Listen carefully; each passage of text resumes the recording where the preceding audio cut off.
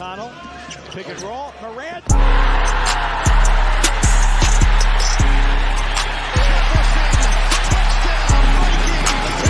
lead, 35 for Durant. And next, Muhammad Ali. Jackson looking to throw. He does. He's got it. Touchdown, Ravens. The Carolina Panthers flick. Bryce Young. Touchdown, yes. Rejected by Embiid. Derrick Henry still going. Excellent job by Jalen Hurts to get that touchdown. The 6'9" showman is the man who beat the man who... Joe to get the stretch 14 for the Lakers. LeBron! Look out below! Oh my Lord. Oh my Lord.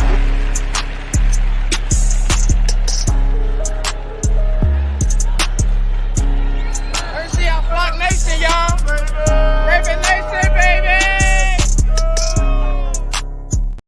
Yo, what's going on, everybody? Appreciate everybody pulling up to the Global Takes podcast again. Yo, I got a special guest on my show that really leaves less introduction. My guy Ben and everything. What's up, Ben? Appreciate you. What's going on? What's going on? Appreciate you having me on today. You already know, man. You already know I bring some of the best on and everything. So, first of all, let everybody know where they can find you on if you got a YouTube channel, if you got Twitter, whatever social media you got, let everybody know where they can find you. Yeah, almost all my social media handles are BH Journalist. Twitter, YouTube, got a YouTube, do a lot of stuff with NFL and NBA there. And then on my Twitter, pretty big with NFL and NBA and MLB as well there. But yeah, just covering a lot of Raven stuff and just really all sports.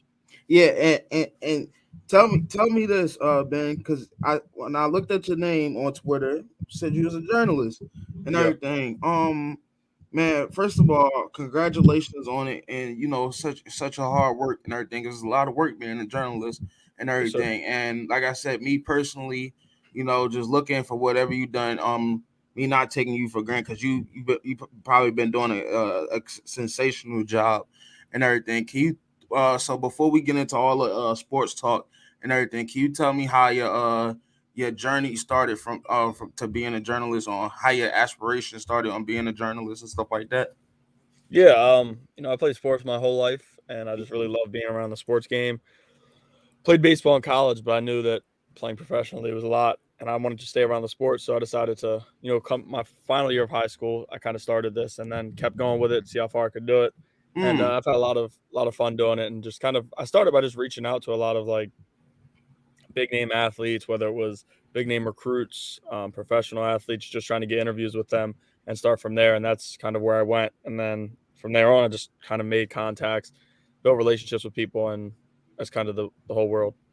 And yeah, I obviously, we obviously been in the space a lot with Matt and stuff like that. And like I said, I always defer to y'all because all y'all have the, the mindset of the whole football game, like the basis. I just be covering the pros and everything. I don't actually be playing the game. But like I said, I listen to others I listen to others in experience, and like James and them, like I said, all of y'all know the game, y'all know what the hell y'all talking about and everything. And even though I've been a fan a long time, I haven't been covering the game a long time. So obviously there's some learning space for me to just take in and stuff like that, which I just enjoy every time we come in a space and stuff like that. And man, it's such a beautiful thing and everything as far as we're learning. So let's start with the NBA first. How do you feel about the finals and how they went so far? I think it kind of went as I expected. I think the Nuggets were just better than everybody in the NBA this year, and I think Jokic finally kind of got over that hump. He couldn't make it, and then this year kind of rolled through everybody, and people still doubted them this year just because of their struggles that they've had in recent years. But Mike Malone got the job done. I think they were, like I said, way better than everybody. I think the Celtics would have made a better series than the Heat did, just because I think the Celtics match up a little bit better. But the Heat felt like kind of they were exhausted the whole series. They just kind of looked like they were like disinterested. Right. And Oh, no, I said right. Yeah, and what the crazy part is with the Celtics, I think they would have been definitely better matchup because I think they're a well better defensive team than the Miami Heat. Like I said, the Heat still, even though they lost in the finals, they still had a successful season, and they as an AFC, you don't really expect much and stuff like that, especially in the NBA and everything. And Yeah. For them to make it to the finals, that was amazing on their part, and well coached by Eric Spoelstra and everything. But for me, I feel like I said this on so many occasions, even on other podcasts, I think this is the best chance that Jimmy Butler is ever going to get a ring and everything. Yeah. He been to the finals 2 out of the 4 years he been with Miami, and I'm looking at it like you was in the conference finals last year and everything, almost made it there. So now it's like I think this was his only chance. But like I said, like you just said, and just it was a mismatch all around. What could you do? Jokic is Jokic. Right. Jokic, and oh man, when you talk about dominant centers and everything of all time, his name is definitely in that list and everything. Now so much I wanted to be Embiid, but Embiid still got some more to prove and stuff like that. Right. So, yeah, he got his MVP, but now you gotta get to new heights and stuff like that at your career and stuff like that. Like I said, and there's no knock to the other players who never had a ring. There's no knock like Carmelo Anthony, John Starks, John Stockton, and Allen Iverson. That's no knock to them and everything because they was great in their careers and stuff like that. But when we talk about the dominant forces in the league, and it not even just comes with championships, it just how did you make an impact as a player and stuff like that. And Jokic has definitely established that. We talk about Shaq, we talk about Will, we talk about Kareem. Jokic is added on in that list and everything as a dominant force in this league and stuff like that. So I just look at just the average, 30, 32, 24, and 10 and everything in the playoffs is just nothing short of spectacular. And you got somebody like Jamal Murray to have your back. Like I said, I was all in for to win a championship and have a recipe. You need three superstars on your team, but obviously that wasn't the case with the Nuggets. They only had a superstar, a star, and some dead pieces. And the way how they use what they had to win the finals. And like I said, the Nuggets was always at number 2, that number 1, that number 3. They was a top 3 seed always in the West, but they could never get it done because of the injuries and stuff like that. So, the fact that they finally got it done and everything, we can honestly say that Jokic is the greatest Denver Nugget of all time. So we just looking at it like that, and it's like, what's the future hold? Can they repeat next year? Can they do this? Jokic he's arrived. Yeah. You know how they say Joe Burrow has arrived? Jokic has arrived. So, we're gonna be getting the NFL soon. But do you think this is the best chance that Jimmy Butler is ever going to get a ring? I think Jimmy Butler needs a scorer to play with him. Because to get to where they got, it was kind of living off of some of his phenomenal games, and then guys like Gabe Vincent and Caleb Martin, like role players scoring, which they're not going to be able to do. Like, especially you saw it in the finals. Role players went away. Gabe Vincent averaged less than 8 points, I think, in the finals, and he went from that to averaging, I think, 15 plus, like 18 in the conference series and stuff like that.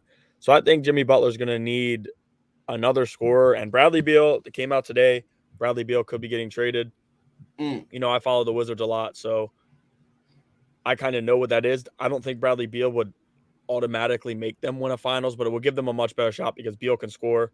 He lacks in some areas, but Beal's a scorer, and I think Jimmy Butler needs somebody to take that pressure off of him late who has the ability to score. Because Jimmy Butler, we know, is a phenomenal player.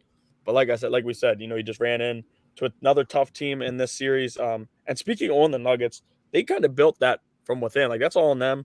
Obviously, Aaron Gordon was traded, but besides him, it was a lot of draft picks that they scouted, they developed, and they turned into what they have. I didn't even know they had DeAndre Jordan until they uttered it on Instagram. Yeah, they put him in there for last and game. everything. I'm like, are you kidding me? DeAndre Jordan got a ring before Blake Griffin and Chris Paul? I'm like, okay. He was a bench player. They didn't really talk about him as much and everything, but I didn't even know. See, that's oh man, that's just great. I don't really know they head coach like that, the Denver Nuggets, but that's just great coaching from bringing in great ownership and great just the staff just to bring all them players in and stuff like that. And oh man, I just can't believe it when I said, I'm like, what? DeAndre Jordan on the Nuggets? Yeah. Yeah, man. So just to think about it, like with the Damian Lillard, I don't know when is he set to be a free agent and everything. I was thinking on the mindset maybe they bring another point guard in, and Tyler Hero wasn't healthy the game. Maybe he could have came back the last game. Who knows? And forced the game 6. And hey, man, like you said, to take the pressure off Jimmy Butler, do you see somebody coming in? Do you see somebody they bring somebody in this offseason and everything, such as like a Damian Lillard or Chris Paul? A lot of people were saying Chris Paul, it could be a good piece for Miami, but do you see anybody coming in? Yeah, I do. 100%. I think this year showed they're not going to be able to win the NBA Finals with what they have. Chris Paul, I think getting released would be best for them so they don't have to move any pieces. So once Chris Paul is released, they could sign him, but I still think they're going to bring in a scorer. Like I said, Bradley Beal earlier. Dame would be the top notch, but I don't know if they can get a Damian Lillard. It'll be interesting to see what they do. I don't know how much, stuff they want to move, because I think Tyler Hero is guaranteed going to be a part of a deal. I think they're going to be trading him out just because I think Tyler Hero needs the ball in his hand. And with guys like Jimmy Butler, Hero's not going to be like a number one. He's just not as good as a Dame or a Bradley Beal, like I was saying. But I still think Hero could be very good elsewhere. Just I don't think his time with the Heat is going to last much longer. So I hate the narrative. I don't know what's your opinion on it, but I hate the narrative that people saying that Butler is not really a superstar. I don't know what you think about it. I think he kind of a superstar maybe and everything. Because when he's really the face of the team and everything, when we just talk about just being that face of the team, the beacon of that community and everything, you got somebody like Jimmy Butler, and hey man, like I say, he's been on so many teams. I think the Timberwolves, I think with the 76ers, I can't really name somebody else off the top of my head, and then with the Heat. And now, like you said, they could probably bring somebody in like a Bradley Beal or something like that. I'm hoping the Lakers get somebody like Damian Lillard. I'm disappointed in everything, how everything went. And I said it before, I say it again.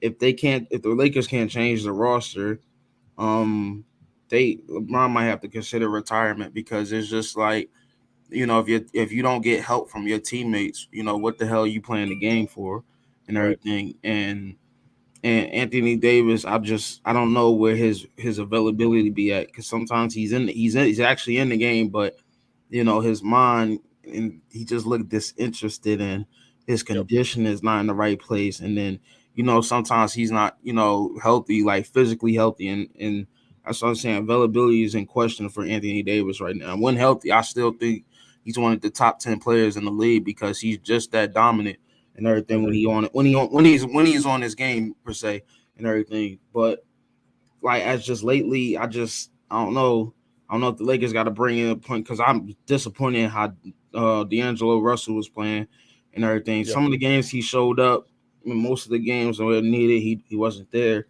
And the game 4 of the conference finals when LeBron, he dropped 38, and then Anthony Davis played good, but it wasn't what we expected and everything. Jokic just outplayed really both of them, but oh my goodness. But I don't know what the Lakers need. But do you see LeBron playing?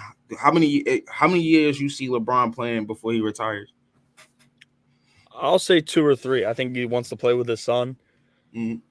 And LeBron isn't old LeBron, but LeBron is still putting up big numbers. I think it took a toll on his body though, but he takes so good care of it. But I just think this is a lot for him at this age, but it's still incredible what he's doing. I think LeBron is too good to take a bench role ever or take a minutes restriction. But I think he wants to play with his son regardless, and I think he's gonna at least get 1 year with his son. So that would give him 2 years because I think Bronny will leave for the draft after this next year at USC. So I think he'll play at least 2 more years and go from there and kind of see where he is at that point.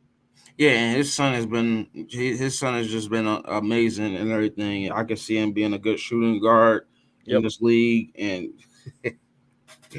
oh my goodness, like you talk about family and everything. I think with the Ball family, they've been okay and everything. I'm a big LaMelo fan. I'm a big Alonzo fan. Everything you talk about family. If LeBron James' son come in and bust on the scene like how his father did and everything, oh my goodness, man. You talk about new generations. Yep. Oh my gosh. But one, I would like to see him play with his father. Rather, it's just sometimes against him. If he would be able to play against him, that'd just be mind-boggling and everything. And yeah, though. But moving on to NFL, let's start with these Ravens. Let's go all the way back before even Lamar got signed and everything. Yeah. But I don't know if I asked you in this space. If not, if so, I ask you again. Was it any mind this offseason you didn't see Lamar on the team?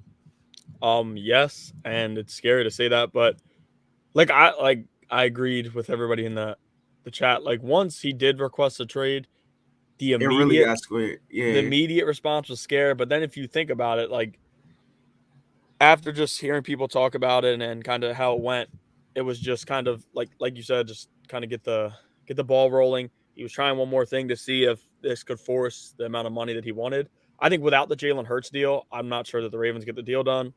Yes, even when the Jalen Hurts deal with that. Right, because it set the principle. That was huge for them.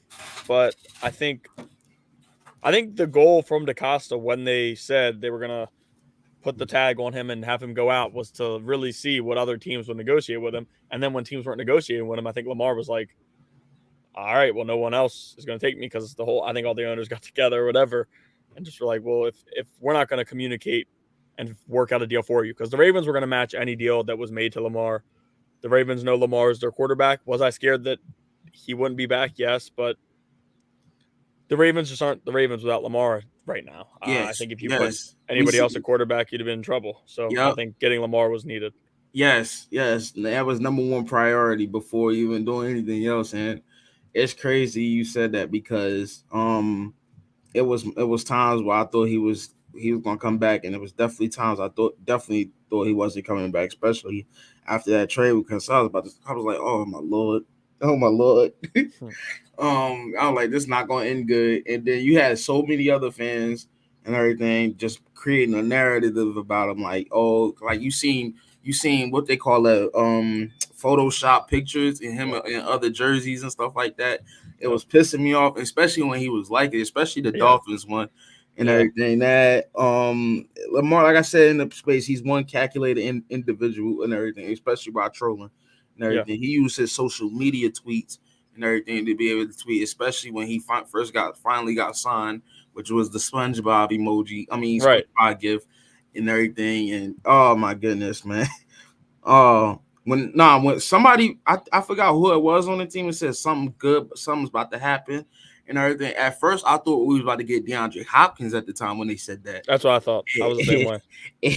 And hey, man, but before I get on to the signing, let's start. I'm gonna start first with before that.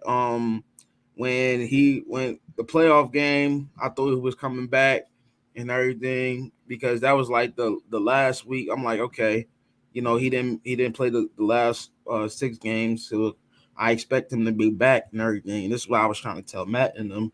I'm thinking somebody's at his house, icing his leg and stuff like that. Giving him the proper treatment and stuff like that at home and stuff. And he said somebody was there and everything helping him and stuff like that. But he couldn't be Lamar Jackson. That's what he said at the Lounge podcast. He said he couldn't be Lamar Jackson in that playoff game. And I'm kind of glad he didn't play, because the last thing people like other fans have been trying to create a narrative talking about, oh, he's 1-4 in the playoffs, this, that, if we would have lost to the Bengals per se and everything. In my opinion, I think we would have won with Lamar. Yeah. But because how Tyler Huntley played. So yeah, I'm looking at it from that perspective. I'm like, okay, in a way, I'm kind of glad he didn't risk himself, his injury and everything, because his career, you talk about 5 years, we would have definitely needed him for the next 5 years. So in a way, Yep. I'm kind of glad he didn't play and everything. But everything was so scary. Like when John Harbaugh was talking about, I don't have no word on his injury. I'm like, how the hell can you not have a word on his injury and everything? He's the quarterback. Like we talk about beacons of the community. Lamar is a beacon of the Ravens community and everything. He's the star of the franchise. He's the man to pay to be stop the bleeding and stuff like that. So, come on, you head coach, you got to know these things about your quarterback and everything. So I was mad about that. People on TV was talking about it and everything, talking about, oh, how it was a disconnection. It was about to be a divorce between us and Lamar and stuff like that. It was all scary and everything. And Lamar even said Ravens fans was even texting him and everything, talking about, yo, what's up and everything. And he said, Right. I know the Ravens community was scared and everything, but he said, nah, I'm coming back and everything. But when he, like you said, when he put out that tweet talking about they haven't met my value, I'm asking for a trade request, it's that and the third. I was like, yo, y'all better do something quick, because this is not going to turn out good and everything. Because I'm thinking, like, who's going to be our quarterback this upcoming year? Like, this shit about to be crazy. Like, don't tell me you have people talking about Tyler Huntley going to be the starter. Oh, we're going to be trading up to get this guy. And I'm like, damn. And then the Odell Beckham signing and everything, when that happened, that was like, maybe that's the sign Lamar's coming back. I'm like, okay, I was starting to buy into it and everything, which I'm about to get to you about it. How did you feel when you first saw when Odell Beckham signed to the team? Well, when I first saw that he was signing, I was excited. I think it was an overpay. Yeah, I do too. I think it was pay him a lot of money, but I think DaCosta, I wouldn't say got desperate, but I think he knew he needs to get a legit top option to play with his quarterback along with wide receiver room they have. I think they had Zay Flowers in mind all throughout the draft, but he's a different type of receiver. And I think that's why they like Zay Flowers so much, because Zay Flowers is a different type of receiver than what they already have. Same like Odell. Odell's a route running technician. Odell can really do it all, make plays down the field, cross the middle where Lamar loves throwing it. I think Odell is a very, very good compliment to this team. The route running is insane. He'll get himself open outside the numbers, inside whatever the Ravens need from him, Odell will do as long as he can stay healthy. So I was excited. I think it gives the Ravens, like I said, a true number one, regardless of how they view Bateman. I think Bateman is the number one receiver for the Ravens, but Bateman's dealing with some injury stuff. So I think Odell being on this team was a huge step forward in the contract negotiations, because the Ravens basically went out and said, all right, Lamar, we got you a true number one who's proven himself in the NFL. Odell has never had a disappointing season except for that little time with Cleveland. But I just think Odell is a true number one, and I think the Ravens are going to really like that signing, because with their wide receiver room now compared to 3 months ago, Odell has the ability to get more rest, not be everything where we need him out on the field every single play, and could risk more injuries. I think with the wide receiver room they have right now, they could run different sets, get Odell off the field as much as he normally would be, so he wouldn't have to be running on that leg as much as he was a few years back. So I think it's great, and I think they're going to give him he's going to give Lamar his best wide receiver option arguably of his career. And that's what I said before. It takes so much pressure off of everybody. It makes so much jobs for everybody easier, especially the ones that got hurt. Like you said, Rashad Bateman, it takes pressure off of him. It takes pressure off of Mark Andrews, who get double teamed and everything. Yep. You get people like, it takes pressure off of Isaiah Likely, because I think he's going to be added to the offense as well and stuff like that. You just got so many pieces and everything. And hopefully, Matt been talking about J.K. Dobbins. I got pom-poms for J.K. Dobbins and stuff like that. But like I said, you got him in the backfield, Gus Edwards. When you just look around, then you got Lamar could possibly just do it himself and everything, and take the ball in his own hands. Yep. You got so much pieces. That's what I'm looking at. I'm looking at this offense. I'm like, damn, I'm in love. Like I'm getting that 2019 feeling again and everything. And hey, maybe dare I say it might be better. It might just be way better and everything. We got to still see. Yes, they still got to build the chemistry and stuff like that. Like I said, one of my favorite person who I really think can take a huge leap on this offense is Isaiah Likely and everything. How Lamar just talks about him and everything. I'm like, okay.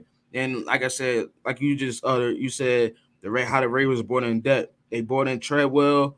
They brought in Nelson Aguilar. They brought in so many pieces and everything. I don't see Prochet making the team. Like I just can't and everything. Like him or Tylen Wallace. Like you talk about people that we got to cut before the season start. I don't see them two making it and everything. Duvernay, I expect him to make it and everything because he's our kick returner. You want to keep your all-pro kick returner and everything. Right. So, I just can't wait for this season to start. This offense is going to be amazing. For the next 5 years, do you see Lamar? What's the highest ceiling you see Lamar going before the end of his career? Well, I think in the next 5 years, Raven fans, of course, we want 2 to 3 Super Bowls, but I think Lamar being there, being in the championship game every 2 years would be good. And I think he needs to win at least one. He'll get his next contract after this, I think, with Baltimore. I think the Ravens love him and want him as their quarterback, especially if he wins his Super Bowl. But I think with how talented quarterbacks are in the NFL and in the AFC, Lamar's main part of his contract is going to kick in the next few years. Ravens will be a little bit cap heavy and won't be able to have as much talent around him, I would say. So I think Lamar winning 1 Super Bowl, getting to maybe 2, and then obviously being in the AFC Championship game in 3 or 4 of those years would be incredible to me. Like I said, like as Ravens fans, I think we don't really always discuss how tough it is to get there. And I think Lamar has the ability. He's one of the top, in my opinion, 3 quarterbacks in the NFL. But it's just so hard to do. Winning a Super Bowl is extremely hard. And for Lamar to win, like I said, 1 to 2, I think he could win 2 in the next 5 years. But for him to win 1 to 2 would be incredible, in my opinion. Obviously, with Monken, I don't want to sound so positive, but it just feels like Lamar's passing ability is going to shoot through the roof, and we're going to really get to see what Lamar can do, the adjustments Lamar can make, and all that stuff. So I think Lamar's passing is going to be kind of put out there this year, and everybody's going to see how good Lamar truly is as a real quarterback. Yeah, I agree. And as far as the draft, I didn't expect us to get some of the pieces we got. I expected the Zay Flowers pick. I expected I didn't really expect the Tavius Robinson pick. I expected the Trent Simpson pick and everything because it was time for Patrick Queen and everything. The only thing that really scares me this offseason is the pass rush. I'm not really scared like everybody else as far as with the secondary and everything because who we got at safeties. If we didn't have who we have at safeties, yes, that's something to be concerned about and everything. But yes, there's a question mark at cornerback 3. I personally think for the Ravens, I don't know how you feel about it, but I personally think the Ravens should consider bringing Marcus Peters back because I feel like Rocky Ya-Sin could probably play a solid 3 or probably solid 2. I don't know how Peters doing the slot, but I probably would rather Rocky Ya-Sin in the slot and let Peters play the 2 and everything. Of course, Humphrey play the 1. But how do you feel about this secondary? Do you think the Ravens could probably fill in a 3? Maybe bring in a pass rush to help the secondary out because the pass rush it starts and stops with the trenches and everything. Do you see any Ravens bring? Do you see the Ravens bringing in anybody to help this defense out? Yeah, I do. I think cornerback position. I'm not as high on Marcus Peters as everybody else is bringing him back. I love Marcus Peters. I love his trash talk. He kind of really brings the Baltimore out. Like he fits Baltimore really well. It's how Baltimore is, trash talk, high intensity, just really a dog. But to this point in his career, I don't think Peters is can get back to like his old self. Yeah. Right. And I don't think he's as valuable to the team as many people think he is. I think Peters is he's a guest corner, so it's diverse. Peters takes a lot of chances, and in some games it helped. I mean, he's had a ton of picks here, made a ton of plays. Like even in the year we made the run in 2019, he had the big pick 6 on the Seahawks, which he got beat on earlier in the year, made the adjustment. That was also 3 years back. Peters, obviously, I think will play better this year than he did last year just because he's now a year played in after tearing his ACL, and this is usually the breakout year after a guy tears their ACL 2 years later. Renaissance year. Yeah. Right. I think they'll bring in a defensive back. I don't know if Peters will be the guy because I think Rock Ya-Sin is going to be stellar. I think a lot of people are sleeping on that signing. If he stays healthy, that's the biggest thing, that issues Rock Ya-Sin's had is injuries in his career. When Rock Ya-Sin's on the field, he's been a dog and will kind of give the Ravens a tough matchup against whatever receiver they kind of put him with. I think he'll give that receiver a tough day. But like I said, I just don't think Marcus Peters is worth it. We saw what Mahomes did against him. Top quarterbacks like that will tear him apart. We've seen it like a lot of games where the defenses went down. Marcus Peters has been a big issue because teams are reading him, seeing he's guessing, and it's kind of opened up the field for other receivers and even the receiver he's covering because he's trying to jump the pass. They get by him. So I think in terms of what they will bring in, I'm guessing they're going to bring in an edge rusher. I think Hunter and Chase Young are options. I think Eric DeCosta has been very, very strong trading for people, but DeCosta has been very smart with it. I don't think people kind of give him enough credit for that because DeCosta has always been a guy who will bring in exactly what the team needs. Like when he brought in Peters, the year that he traded for Peters, when he traded Kenny Young, who DeCosta was in office then? He was on. He was in office. He was in office then. DeCosta, he was in office then. Yeah, that was. Oh, okay. Yeah, that was his first year. Yep. That was his first year. Yep. Okay, go ahead. I'm sorry. He brought in, like I said, Peters, knowing it was a need, and we see how good Peters made. The defense. That Seahawks game, when that pick 6 happened, they were driving down the field at the end of the second quarter. That changed the game. Ravens going to win that game. But I think Eric DeCosta knows this team the best, better than any of us do. So if he does not make a move, it wouldn't surprise, or if he does not make a trade, it wouldn't surprise me to see him bring in Justin Houston. But I do think an edge rusher will be the next piece of it. Yeah, and they just waived somebody. So, I'm looking at that. And like you said, the pick 6, remember he had a pick 6 against Cincinnati that year too, and everything. And he just, he been a dog in some of these games and everything. Like you said, he might not be able to get back to himself and everything. People, the team might not be high on him and everything. I'm just glad he still showed love for the team, even though he's still a free agent and everything for him. I feel bad for Chuck Clark. Hopefully he gets better and stuff like that. We wish no injury on no players and everything, especially somebody that used to play for us and everything. We wish nothing but the best for him. But yeah, man, I agree. I think they're bringing somebody. I seen something like Chase Young might go to the Patriots. If he goes to the Patriots with Matthew Judon, oh my goodness, man. Scary sight. Yes. And I've been talking about it because the Patriots defense, man, that's people don't get enough credit for what they trying to do, especially when they drafted Christian Gonzalez. I'm glad we don't play them. But talk to me though, Ben, what game this year, and even if you want me to pull up the schedule, I'll do so for you and everything. Who this year do you really want to see? You can't wait to see us playing and everything. As far as with this upcoming season. A lot of people, I don't get as excited about the schedule as everybody else does. Because I already know who we're playing, but the one big exciting game I will say is the 49ers game. Yes, that always be a close game between. Right. But I just feel like the NFL never helps the Ravens out with scheduling and stuff like that. Yeah. It just feels like we're always dealing with too much. They always kicking us in the back, but that's all right though. We used to adversity. It's always adversity every year with this team. Yes, I kind of agree. Let me see. Niners. We got to play the Chargers and the Dolphins. The Colts and Texans game will be fun playing against rookie quarterbacks. Kind of seeing those guys play. Yep. I'm high on both of them. Yeah. Yep. Me too. I would say for me the week 2 Bengals game and everything. When the last time we really been fully healthy against the Bengals and everything. That would probably be happening like week five last year and everything. That's the last time we was fully healthy, but they didn't have T. Higgins. So this year's and Williams, but Marcus, we didn't have Marcus Williams for the second half. So right.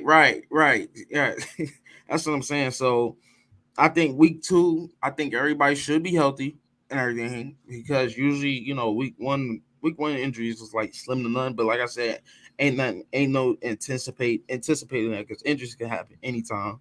So, but week 2, I'm definitely looking for that towards that Bengals game, even though we're not home, sadly. But 2 game after our home game week 1. Yeah. So I think, like I said, I'm looking forward to that because it probably determines the division early and everything. Yeah, they got Cleveland early week 1 and everything in Cincinnati. They got to face Cleveland. So yeah, maybe hopefully Cleveland can get them, and then maybe we can get them the second week and everything. So that's the game I can't wait for.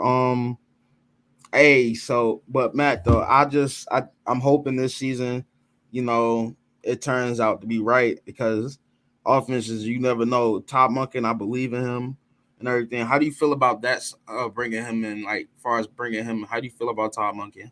I love that for the Ravens. It was kind of weird just seeing the Harbaugh said he never even saw, like he didn't watch much film on him before they hired him. That was weird to me, but I love the signing just because Monken is so balanced and Monken has worked in the NFL, worked in college. He was with the best team in the country for the past 2 years, so he's got good experience. He's a little older, but I love seeing him at the field, having the energy. Like I said, we needed that. It was kind of boring. Greg Roman, obviously his 2019 year was incredible, but after that, never adjusted, and it sucked for the Ravens. But he was just not exciting, and it was just kind of too much of the same old stuff.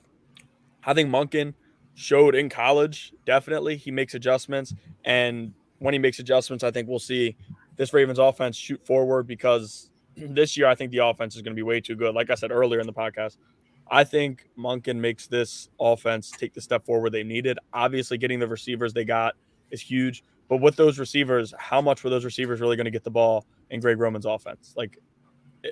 We just didn't throw the ball enough. Our team was built good enough to make a run in the playoffs. The receiver position obviously wasn't strong, but I think the defense was good enough, and Lamar being on the field makes his team good enough. But the play calling, running the ball as much as they did, you're not gonna win a Super Bowl like that. I think bringing in Monken gives this team that push with the receivers they brought in with him. That's another big thing. If they would have given Monken what Roman had, I don't know how well it would have worked just because the offense was built around Greg Roman's offense. So the players were built around what we had. It was guys who could not only catch a little bit, but blocking. Blocking was a big thing.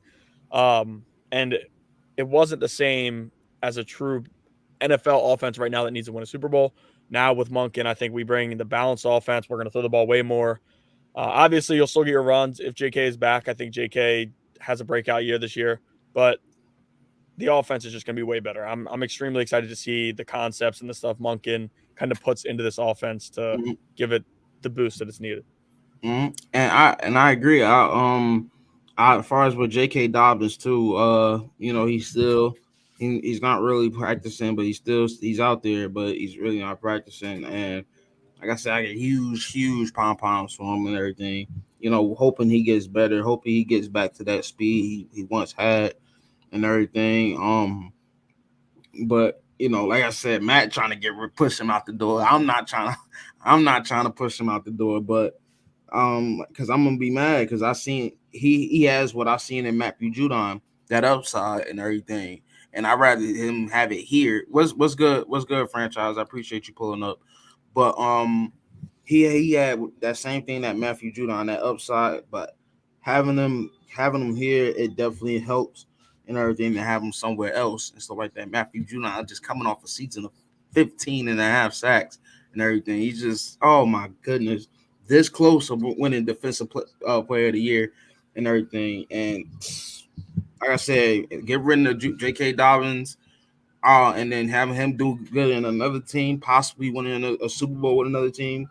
I can't. That's something I can't really condone. And if he don't want to be here, then that's fine and everything. Then by all means get rid of him. But I'm not ready for me personally. I'm not ready to push him out the door and everything because I think that's one of our best second round draft picks and everything, as far as the Eric DeCosta era and stuff like that. So yeah, man. Just like you said with the receivers, I'm glad with who we got. And maybe this could take, because previous years we was like almost like dead last in the passing as a passing attack. We was good in the rushing, and it was a good recipe. And Greg Roman, like I said, some Ravens fans just very dislike him and everything, but they don't really tacked in on the good things he's done for us. And yeah, man. Yeah, I'm glad to see what this Ravens team could do and everything. But yeah, though, Matt, it's my last question before we get out of here. Do you see what's the record you see? What's the record you see the Ravens going this year? Like you said, you really don't tacked in on the schedule like that and everything. But if you just had to throw out a prediction and everything, what would it be? I'll say 13-4. I have the schedule here, so I'll just go through it real quick. Mm-hmm. What I would say, I think they beat the Texans week 1. Okay. I think they beat the Bengals week 2. Mm-hmm. Bengals are a good team. This is not a knock to them, but we saw how the Bengals started last year, and I think the Bengals are a slow starting team. So I think they win week 2. Then the Colts week 3, I think another win. I don't see them losing to the Colts with Richardson's maybe third game at quarterback if he does start early on, if it's not Gardner Minshew. Week 4, the Browns. I've made it known how I feel about the Browns and the spaces, and everybody disagrees with me, but I don't really care. I think they beat the Browns. The Browns are not very good to me, and I would not be surprised to see them struggle this year. Week 5 in Pittsburgh, I think they lose, so that would be 4-1. It's just in Pittsburgh. I mean, Pittsburgh I don't think is going to be great, but I think we will – it's hard to say. I think we will split. I don't think we're going to sweep the division. I think we'll split with them at least. That's what I say week 6. Week 6 will be in London with the Titans. That should be a win. That should be a win, yes. Right. Yes. 5-1. Lions week 7. I'm going to leave that for the end. What's up, Tom? Because that's tough. Week 8 in Arizona, I think that's a win because I don't know if Kyler Murray will be back by then. Mm-hmm. Week 9 against the Seahawks, I'll give that a loss. I really am high on the Seahawks this year. I think the Ravens always play down. This wouldn't even be playing down to competition, but the Ravens have a few games a year where it's just like, especially under Harbaugh, they play down to the competition. Right. They just don't show up. It just feels like it's not there. And I think that could be a game where they do that. So that would be 2 losses. The Browns week 10, I think is a win. Like I said earlier, I'm not high on the Browns. Bengals at home, Thursday night football. No, we're home. We're home Thursday night football. Yep. Yeah. That's what I'm saying. Bengals, like the Ravens. Oh, Bengals at home. Okay. I'll say that's a win, being home, and I think they beat Cincinnati twice. If this game was on the road, I would give it a loss because it'll be later in the year. But at home, at M&T Bank, I think that's a win. And that's true. That's true. Before you go on, like I said, Cincinnati has never beaten us when we healthy. Never. But go ahead though. And Ravens know how important these games are going to be, especially second half of the season. You're going to need these wins. I think they take down Cincinnati at home, and Lamar has not yet kind of given us the stellar home performances. Mm-hmm. I think a lot of his good performances, aside from that Colts game, and the Dolphins game this past year, Colts game 2 years ago, have been on the road. I think he kind of breaks out of that shell in this game against the Bengals. Full game, I think he plays stellar, and I think he beats them. At the Chargers, I'll say is a loss. Sunday Night Football, tough game. I think they'll lose to the Chargers there. It's a tough game, really. I think they lose. Yeah. Right. I think Herbert is going to take a step forward. I'm pretty high on Herbert. Not a lot of people like him. Me too. Mm-hmm. Not a lot of people like him, but I think Herbert is better than what people say. Nowhere near, I would say, better than Lamar. But Herbert's a very accurate quarterback and has a very, very strong wide receiver core that we'll see this year. And that's what I'm saying. But like I tell everybody with the Chargers, it's usually one of them teams that something always bad happens to them. Yep. Like it don't matter if it's in the postseason, the regular season. Like I said, I don't wish injuries on nothing, but it seemed like for them, they're like the Cowboys and everything. It's just one of them teams that something bad always happens to them, no matter how good they look and everything. Be patient. Right. No, you're right. Go ahead, though. Week 14 home against the Rams, I'll say is a win. So that's 2 losses, I think, to this point. Maybe the Lions game is 50-50. I'm not going to give a saying on that yet. But then week 15 at the Jaguars, Sunday Night Football again on the road. I'm going to say a loss again. Yes. Jaguars, I think, are going to come on with it this year. Yes, I think the Jaguars are going to be a very good team. Yes. I think that's a tough loss. I think we're better than the Jaguars, but playing them But playing at their them, stadium, yes. right. I just think that's too much. Yes. And then the following week on Monday Night Football on Christmas in San Francisco, I'm going to say a win. I think the 49ers. It's going to be a nail biter. It's going to come down to Tucker again. It is. Just like last time we played. Just like the last time we played them when Tucker hit the game winner in the rain. I think the 49ers. Now, don't get me wrong on this. The 49ers are the best defense in the NFL, but I think the team is a little overrated. I think we kind of make too much about their coach.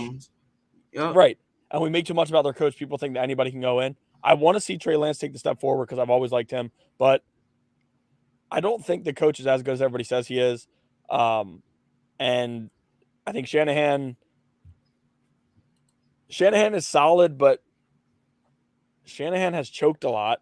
Shanahan has really underperformed to he hasn't performed up to what people consider him. I think we kind of look at on paper stuff more than we actually look at film and what he's done. So I'm going to say that that's a win. I think we beat Shanahan in San Francisco in week 16. Then the Dolphins, that's a payback game for week 17. And week 18 at home against the Steelers could be a loss to me. I think because they beat them early in the year, they win. But this to me could be a loss just because if we're already a lock in the playoffs, right. And they're going to bench everybody. Starters, Right. They're going to bench the starters. And Kenny Pickett trying to ascend still and everything. Right. I can see it. Right. And Pittsburgh could be still trying to get into the playoffs when for the Ravens, it doesn't matter. So I think that game could be a loss, but that's the only way. So I'll say 13-4 or 12-5, somewhere around there. Yes, a lot of Ravens fans saying 15-2, I think is that's too high. Insane. Right. That's it's insane. just too much because we have to know. We have to know the Ravens always take a few games off during the season and underperform. Yes, and like I said, it's usually like that. I can see it. The best case scenario, 13-4. Worst case scenario, 12-5. That's right. Around that area. Yep. That's how I see it. I'm going to the Lions game this year. I still gotta do everything, get my tickets and stuff like that. Because I'm all the way in Jersey, so I got it's a lot I gotta get. Because my boys, they coming up from Michigan, my friends, they coming up from Michigan, and one coming from New York, and then one coming to Florida. We all trying to get an Airbnb down there in Baltimore and everything for the whole weekend.